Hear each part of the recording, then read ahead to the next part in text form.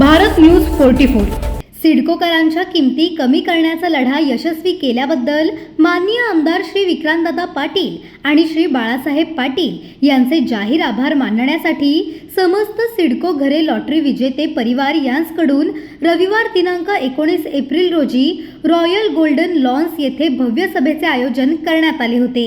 यावेळी मंचावर आमदार विक्रांतदादा पाटील, भाजप नेते बाळासाहेब पाटील, नगरसेवक समीर कदम, तानाजी खंडागळे, विजय थोरात, अरुण खर्जे, महेश शेगर, अक्षय जाधव, अमोल ढिकले, दीपक तांदळे, विकास कारंडे, आर्या कारुसकर, नगरसेविका स्नेहल पाटील ढमाले, मोहिनी विक्रांत पाटील आदी मान्यवर उपस्थित होते।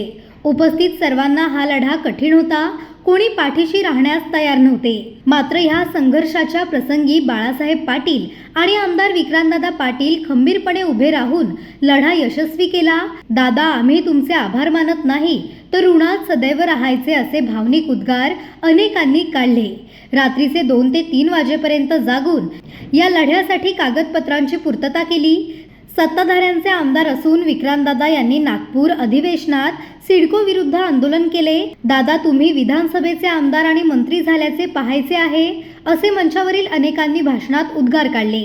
मी सोन्याचा चमचा घेऊन जन्माला आलो नाही, मला गरिबीची, सर्वसामान्य माणसांची जाण आहे। या विषयाचा अभ्यास केला आणि मुख्यमंत्री देवेंद्र फडणवीस यांच्याकडून पाठिंबा मिळाला आणि शेवटी सिडकोकडे लॉटरी विजेत्यांना न्याय मिळाला। घरांचे 10% रक्कम कमी झाली। 4 लाख ते 10,000 रुपये इतकी रक्कम कमी करण्यात येणार असून त्याचा फायदा 67,000 जणांना मिळणार आहे अशी माहिती आमदार विक्रांतदादा पाटील यांनी दिली। बाळासाहेब पाटील यांनी सांगितले की मी सुरुवातीला पनवेलमध्ये भाड्याच्या खोलीत राहायचो। त्यावेळेचे शेकाप शिवसेना व काँग्रेस पक्षामध्ये भाजप नवन्य पक्ष होता। अविश्रांत मेहनत घेऊन पक्षाला मजबूत स्थितीत नेले आणि काम करत असताना प्रामाणिकपणा दाखवला। अंगावर एकही डाग लागला नाही। जनतेसाठी दिवसाच्या 18 तास काम केले। जनतेच्या सर्व लढ्यात जनतेसोबत ठामपणे उभं राहिलो असेही त्यांनी सांगितले। यावेळी खारकोपर, तळोजा, कळंबोली आदी परिसरातील हजारो सिडको घरे लॉटरी विजेता उपस्थित राहून त्यांनी आमदार विक्रांतदादा पाटील आणि बाळासाहेब पाटील यांचा सन्मान केला। भारत न्यूज 44 साठी भूषण साळुंखे, पनवेल। खरं तर एक लोकप्रतिनिधी म्हणून रोज नवीन नवीन प्रश्नांना घेऊन त्यांना न्याय मिळवून देण्यासाठी आम्ही काम करत असतो आणि या काम करण्याच्या प्रवाहामध्ये कुणी येऊन आभार मानावे, कुणीतरी त्यामध्ये चांगलं म्हणावं ही अपेक्षा न करता काम करणारे आम्ही कार्यकर्ते। कारण सामाजिक जबाबदारी, नैतिक जबाबदारी मानून आणि या आमदारकी जी काही आपल्याला मिळालेली आहे ती मिरवण्यासाठी नाही तर जनकल्याणासाठी हे मानून काम करणारे आपण कार्यकर्ते आहोत। त्यामुळे कुणीतरी आभार मानेल या भावनेनं आपण कधीच काम करत नाही। पण तरीसुद्धा जेव्हा एखाद्या विषयाला न्याय मिळतो, लढा यशस्वी होतो आणि त्यातून जे लाभार्थी आहेत ते कुठंतरी आभार बाजूला राहू दे पण शाबासकीची एक थाप पाठीवर देतात, तेव्हा पुढच्या या सगळ्या प्रवाहात आणि प्रवासात काम करण्याची अधिकची ऊर्जा त्यातून प्राप्त होत असते, हे मात्र खरं आहे। आणि त्यामुळे आज जेव्हा सिडकोच्या घरांच्या किमती कमी केल्यानंतर ज्या काही लाखो लोकांना फायदा झाला त्यातल्या हजारो नागरिकांनी आज या ठिकाणी उपस्थित राहून ज्या काही शुभेच्छा दिल्या, जे काही मनोगत व्यक्त केलं, त्यांच्या मनातल्या, हृदयातल्या ज्या काही भावना व्यक्त केल्या, खऱ्या अर्थानं माझ्यासारख्या युवा कार्यकर्त्याचं मन अभिमानानं त्या ठिकाणी भारावून गेलं। आणि जर का माझ्यासारख्या एका युवाबद्दल, एखाद्या आमदाराबद्दल जर का आमच्या सहकाऱ्यांमध्ये, या नागरिकांमध्ये त्यांच्या हृदयात जर का इतकी चांगली भावना असेल तर माझ्यासारख्या कार्यकर्त्याला ह्यापेक्षा जास्तीचं काहीच नको, खरं तर एवढंच खूप आहे अशी भावना आज तरी माझ्या मनात आहे। आणि त्यामुळे मी या सगळ्या नागरिकांचे मनापासून आभार मानतो। आज हजारो नागरिक या ठिकाणी उपस्थित झाले आणि त्यांनी त्यांच्या भावना व्यक्त केल्या की कशा पद्धतीनं सिडकोचं घर घेताना आमच्या मनात भावना होती, त्या घरांची किंमत ऐकल्यानंतर आमची अवस्था काय झाली, मग आम्ही संघर्ष करण्याचा प्रयत्न कसा केला, सिडकोकडनं आमच्या मनामध्ये, आमच्या वाट्याला कसा अपमान आणि कसं वाईट वागणूक आमच्या पदरात पडली। त्यानंतर जेव्हा मग आपण तो विषय माझ्याकडे आला, मी त्यात लक्ष घातल्यानंतर कसे टप्पे पुढे आले आणि त्यानंतर जेव्हा 1-1.5 वर्षाच्या म्हणजे 7-8 महिने सातत्याने लढा दिल्यानंतर जेव्हा या विषयाला यश मिळालं त्यानंतर प्रत्येकाच्या मनात काय भावना तयार झाली, हा जो प्रवास या ठिकाणी या मंचावरनं अनेकांच्या तोंडून ऐकला तेव्हा खरं तर खूप आनंद मला झाला आणि यातून नक्कीच पुढचे अनेक विषय सोडवण्यासाठीची एक ऊर्जा, नवीन उर्मी त्यातून प्राप्त झालेली आहे। त्यामुळे मी सगळ्या नागरिकांचे मनापासून आभार मानतो।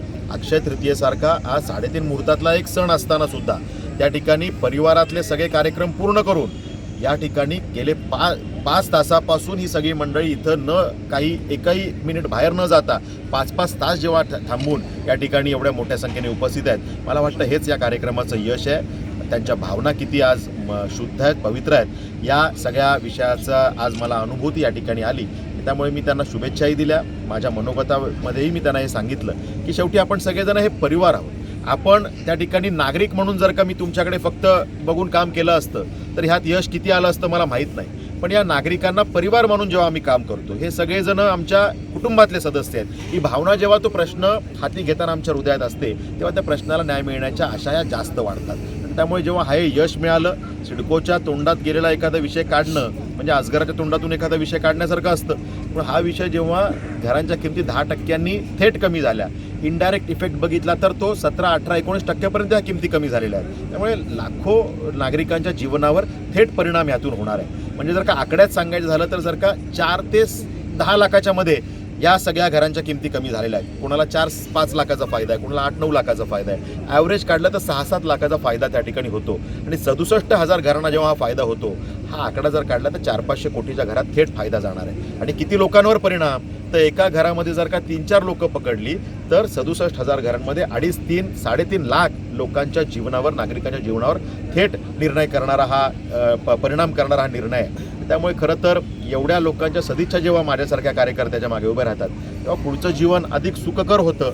शेवटी आमदारकी पक्षाने मला जेव्हा दिली तेव्हा अनेक दिग्गज मैदानात असताना विक्रांत पाटीलसारखा सामान्य कार्यकर्ता आमदार कसा काय होऊ शकतो, याचं उत्तर देताना मी नेहमी सांगतो की या अशा सगळ्यांच्या अधिकच्या सदिच्छा इतरांपेक्षा माझ्या पारड्यात जास्त होत्या म्हणून मी आमदार झालो. नाही तर रती महारथी तर होतेच ना. त्यामुळे या सदिच्छा कमावणं, या सदिच्छा जोडणं, अशी लोकं जोडणं, हेच मिशन घेऊन आम्ही काम करतोय. आणि आज नाही करत, मी गेल्या 22 वर्षापासून करतोय. सन्माननीय बाळासाहेब पाटीलजी 45 वर्षापासून करतायत. त्यामुळे हा प्रवास आणि हा प्रवाह असाच अखंडितपणे त्या ठिकाणी आम्ही अविरतपणे हा समाजसेवेचा वसा घेऊन काम करत राहू. एवढं त्यातल्या 24 तासापैकी 18-19 तास जे काही आपण काम करू शकतो, ही काय आपली क्षमता आहे, ती पूर्णच्या पूर्ण जनकल्याणासाठी वापरणं, यासाठी काम करणारा मी कार्यकर्ता.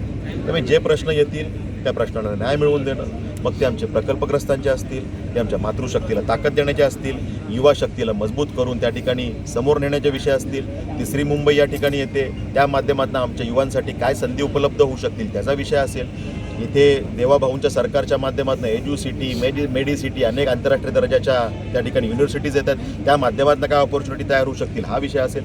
त्यामुळे या भागामध्ये आमच्या युवा, महिला, कामगार वर्ग, शेतकरी वर्ग, प्रकल्पग्रस्त या सगळ्यांच्या कल्याणासाठी जे काही करता येईल ते करण्यासाठी पूर्ण वेळ, पार्ट टाईम नाही, पूर्ण वेळ कटिबद्ध असणारा मी लोकप्रतिनिधी आहे. त्यामुळे जे जे विषय माझ्यापर्यंत येतील ते सोडवण्याचा मी प्रामाणिकपणे प्रयत्न करीन.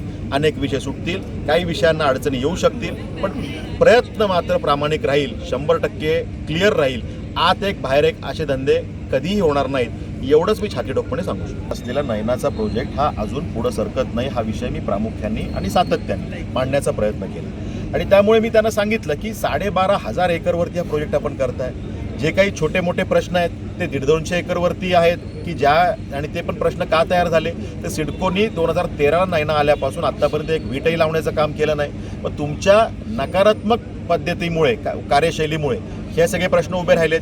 मग आता त्या ठिकाणी जर बिल्डिंग उभ्या राहिल्या, त्या जशाही उभ्या राहिल्या, तर त्या वादात न पडता त्यांना धोरण तयार करून UDCPRमध्ये जे काही तरतुदी आहे त्याचा उपयोग करून जर का आपण त्यांना रिलॅक्सेशन केलं आणि त्यांना कंजेस्टेड झोन जाहीर केलं आणि त्या तरतुदी त्यांना लागू केल्या तर त्यांचंही कल्याण होईल, त्यांची घरं वाचतील, लोक राहायला आले त्यांचंही कल्याण होऊन जाईल. आणि जे काही उर्वरित तुम्ही 12,500 एकर जागा तुमच्याकडे, त्यातली 12,000 एकर जागा शिल्लक राहते, तिथे जर तुम्ही काम चालू केलं तर तो प्रोजेक्ट गतीनं पुढे जाईल. पण सिडकोच्या अधिकाऱ्यांना ते करायचं नव्हतं, त्यांना आडकाठी करून उगाच नाही ते अवघड गणित पहिले सोडवायचं होतं.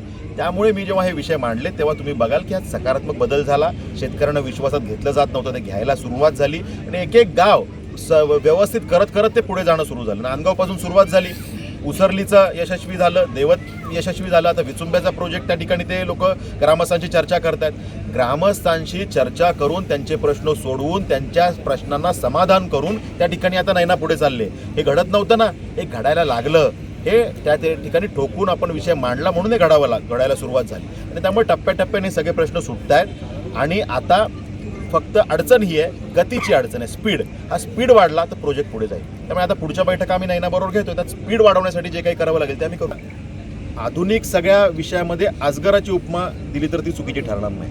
वाईट वाटतं खरं हे बोलताना, पण दुर्दैवानं सरकारची जी काही सकारात्मक भूमिका असते ना, त्याला नेहमी गालबोट लावण्याची सिडकोचे हे अधिकारी प्रयत्न करतात. सिडको वाईट नाही आहे, सिडको ही काही एक एंटिटी नाही आहे, सिडको एक व्यवस्था आहे. त्यातले अधिकारी बदमाशी करतात आणि मग ते मुख्यमंत्र्याचं दृष्टिकोन, उपमुख्यमंत्री महोदयांचं विजन याला गालबोट लावण्याचं काम. म्हणजे जर का आमच्या मुख्यमंत्री महोदयांना पाहिजे की गोरगरीब जनतेला घरं द्यावी, त्यासाठी हे प्रोजेक्ट तयार केले. त्या ठिकाणी अटल सेतूंनी मुंबईपासूनचं हे अंतर कमी केलं, जेणेकरून मुंबईमध्येच राहिल्यासारखं आमच्या या सगळ्या नागरिकांना वाटावं. 20 मिनिटात मुंबईला पोहोचेल अशा अंतरावर ही सगळी घरं तयार केली. मग जर का असं सगळं केल्यानंतर या घरांच्या किमती जर का आपण फुगवल्या, अवास्तव केल्या आणि अवाजवी केल्या गरज नसताना, जे कमी किमतीत तुम्ही देऊ शकता, तुमचेच निर्णय, तुमचेच बोर्ड रेझोल्युशन आहे, पण ते ऐकायचे नाही आणि काहीतरी गुमराह करायचा आणि या किमती फुगवायच्या. मग तुम्ही धोरण काय प्रायव्हेट बिल्डरसाठी राबवता का? तुमच्या घरांच्या किमती फुगवून फायदा काय प्रायव्हेट बिल्डरला व्हावा असं त्या अधिकाऱ्यांचं मत आहे का? असे प्रश्न तयार व्हायला, शंका उपस्थित व्हायला जागा आहे. हे प्रश्न मी उपस्थित केले आणि मग जेव्हा सिडकोचेच निर्णय सिडकोच्या समोर दाखवले, उपमुख्यमंत्री महोदयांसमोर दाखवले, मुख्यमंत्री महोदयांसमोर दाखवले, तेव्हा मात्र सरकारचे डोळे उघडले आणि सिडकोचे अधिकारी कसं गुमराह करतायत हे त्यांना जाणवलं आणि मग मात्र त्यांचे वाभाडे काढण्याचं काम सरकार म्हणून त्यांनी केलं आणि त्यामुळे हे यश पदरात पडू शकलं. याची समरी काय आहे तर सरकारला जनतेचं कल्याण करायचं, त्यांचे अश्रू पुसायचेत, पण जर काही झारीतले शुक्राचार्य असे मिठाचे खडे टाकणार असतील तर असा विक्रांत पाटील कायम रस्त्यावर उतरेल आणि जनतेचं कल्याण करण्यासाठी कायम कटिबद्ध राहील. एवढंच आहे मी सर. सिडकोचे अनेक प्रश्न आहे, म्हणजे 12.5%, 22%, आता नयनाच्या माध्यमातून 40% असे अनेक मॉडेल सिडकोने आणले. ते सिडकोच्या अधिकाऱ्यांनी त्यात बऱ्याच प्रकारची बदमाशी केलेली आहे. गरजेपोटी घरांचाही विषय मी त्या ठिकाणी मांडलेला आहे, त्यात न्याय मिळवून देण्यासाठी आपण प्रयत्न करतोय. त्या ठिकाणी आता सिडकोनी घरावर जागांवरती शिक्के मारलेत आणि त्या ठिकाणी जागा घेत पण नाही आणि जागा मोकळी करत नाही, आम्हालाही डेव्हलप करू देत नाही. हा जो काही प्रश्न आहे अनेक गावांचा तो मी मांडला. 450 हेक्टर म्हणजे 1100 एकरपेक्षा जास्त जमीन डिनोटिफाईड करण्याचं काम आपण केलं. त्यामुळे अनेक विषय आपण करतोय आणि शेवटी हे सरकार कोणा ऐरागैराचं सरकार नाही आहे. राज्याचे मुख्यमंत्री हे विकास पुरुष आदरणीय देवेंद्र फडणवीस साहेब आहे आणि त्यामुळे जनतेचं कल्याण हे अंतिम आहे, या लाईनवर काम करणारे आमचे मुख्यमंत्री आहेत. त्यामुळे असे विषय जेव्हा येतात तेव्हा मुख्यमंत्री महोदय त्यासाठी सकारात्मक असतात. त्यामुळे सिडकोला जी भाषा समजते, त्या अधिकाऱ्यांनी जी भाषा समजते ती आम्ही बोलू. आम्ही तर प्रेमानेच नेहमी बोलतो, प्रेमाने बोलून नसेल समजत ती जी भाषा जनकल्याणासाठी बोलावी लागेल ती बोलण्याची आमची नेहमीच तयारी. कसं आहे, अधिकारी पारदर्शक आणि अपारदर्शक असं आपण मोजमाप त्याला लावू शकत नाही.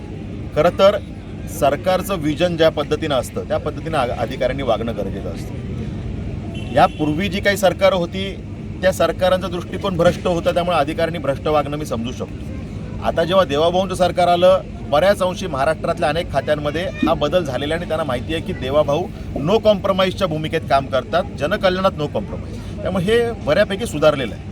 पण जेव्हा सिडकोसारखे अधिकारी एखाद्या प्रोजेक्टवरती अशा पद्धतीनं निगेटिव्ह पद्धतीनं पुढे जातात आणि त्यात त्यांचा दृष्टिकोन नकारात्मक असतो, तेव्हा त्यावेळेला केस टू केस बेसवर जेव्हा चुकलंय तेव्हा त्या ठिकाणी आसूड ओढणं हे गरजेचं असतं. एकदाच सांगितलं आणि अधिकाऱ्यांचं शुद्धीकरण केलं आणि अधिकारी चांगले वागायला लागले, हे घडायचं असतं तर पूर्वीच घडलं असतं. ती मानसिकता आहे, त्या मानसिकतेला बदलणं हे काही तुम्हाला शक्य नसतं. ती जेव्हा तो विषय समोर येईल त्यावेळेलाच ते ठोकून काढावं लागतं. अनेक वेळेला विनंतीने विषय सुटतात. सिडकोचे असेही काही विषय आहेत ना की जे विनंतीने सुटले, पण असे काही विषय आहेत की जे जटिल झाले होते, क्रिटिकल झाले होते, त्यासाठी वेगवेगळे मार्ग आम्हाला अवलंबावे लागले, ते आम्ही केलं.